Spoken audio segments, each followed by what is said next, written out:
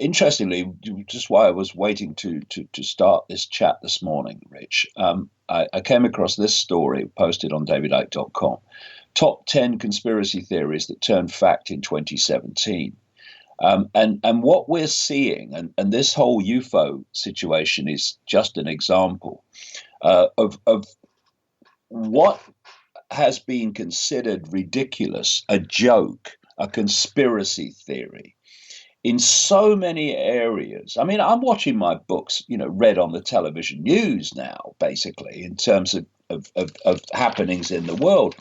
And it lists these 10. I could add many more. So-called conspiracy theories. Oh, that's ridiculous. You can't say that. It's never happening, which has been shown to be happening.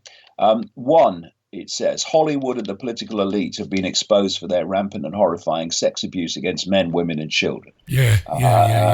In 2017. Weather modification just jumped from chemtrail conspiracy theory into mainstream reality as Congress began holding hearings on geoengineering, the manipulation of our atmosphere, which we have been talking about for a long time.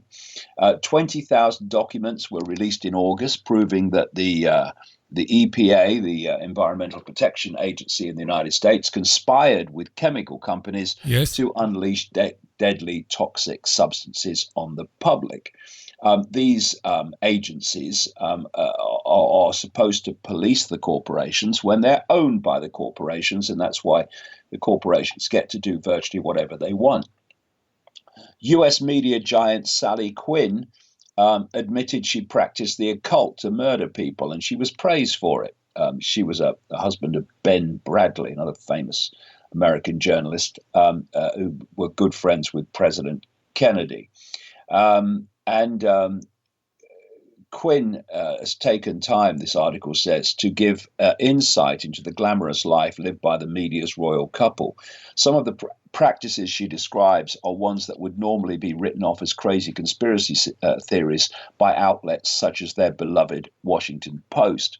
In her latest publication, titled Finding Magic, a Spiritual Memoir, Quinn reveals that she believes she has killed at least 3 people in her lifetime. She claims that while she did not harm anyone physically, she believes strongly in the occult and has used X's on people who got on her bad side.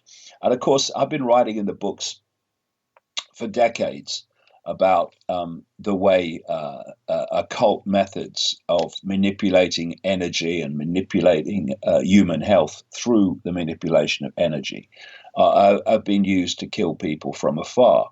And I was in San Francisco back in the 90s at one of these whole life expos, in those days when I was the last person on at the end of the evening. This strange conspiracy man from England, and I was approached by a lady who told me that her husband, who had by then died, when he joined the American military, he was seconded into what she called the psychic assassination squad. And what she told me was that troops are given questionnaires, various kinds, to fill in about themselves, and what they're looking for are, in this case, are people with particularly powerful psychic potential. And then she told me how they sit around a table and they have a picture of someone they want to kill, and these people focus on the person's heart stopping. And because it's all about energy and it's all about frequency. If you can tune in to the frequency of that man's heart, then you can make an energetic connection with it and therefore impact upon how it works or if it works. And of course, years and years and years later, after I wrote that, there was actually a film with a name something like the Men Who Stare at Goats or something. Yeah, that's right, General Burst Doublebine. That was exposing that very same um, policy, that same program that lady told me about all those years earlier, and I wrote about in the books at the time.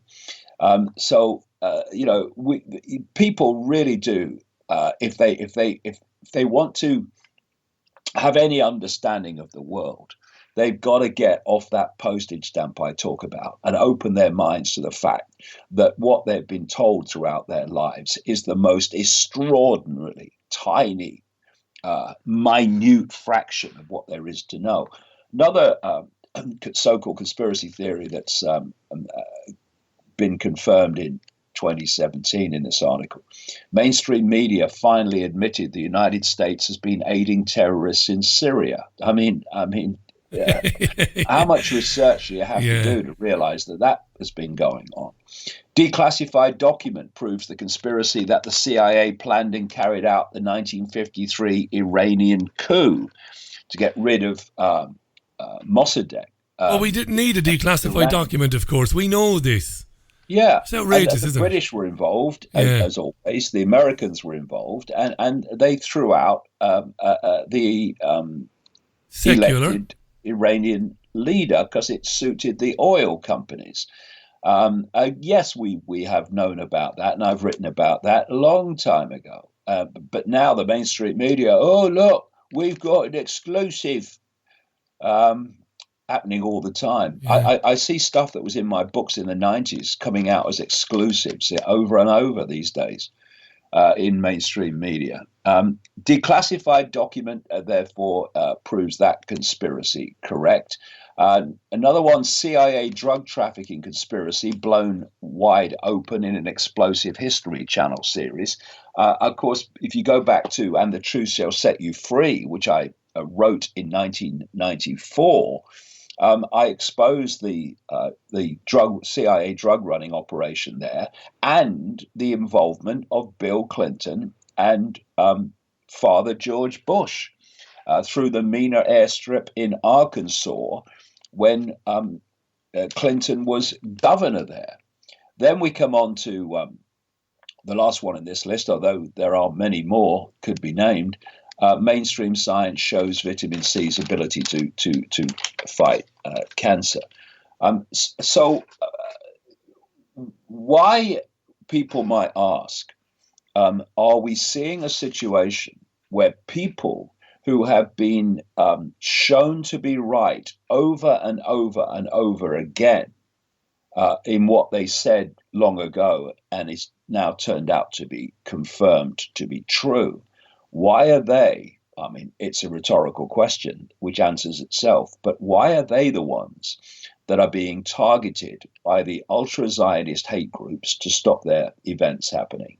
And why are they being targeted by people like Facebook and Google to suppress and stop the wider circulation of their information? But don't worry, Rich, there's no conspiracy. No, there's no conspiracy. It's not just, of course, the Google and the YouTube targeting. You would wish that some of those journalists who have written those stories, they might just take a step or two or three further and say, well, what else have the Ickes and the Maxwells and the Jim Marrs, what else have they been right about? You see, that's the natural evolution should be. Oh, right, so they were right then. Well, let's move on. Did the London Economic do a story about you saying 5 things that David Icke said that came true, and then they deleted their own story? Is that right? Well, I think so.